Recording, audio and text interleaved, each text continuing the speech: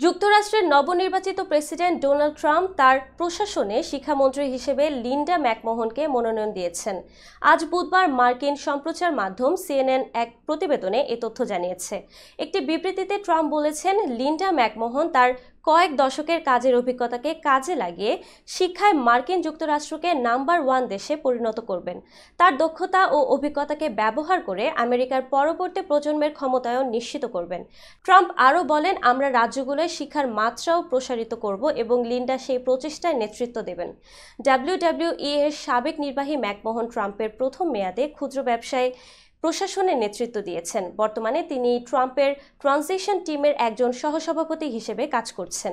Transition টিমকে সরকারের প্রায় 4000 পদ পূরণের দায়িত্ব দেওয়া হয়েছে। শিক্ষায় লিন্ডার অভিজ্ঞতার বিষয়ে ট্রাম্প কানেকটিকাট বোর্ড অব এডুকেশনে 2 বছর এবং একটি বেসরকারি ক্যাথলিক স্কুল সেক্রেড হার্ট ইউনিভার্সিটির ট্রাস্টি বোর্ডে 16 বছর কাজ করার কথা উল্লেখ করেছেন।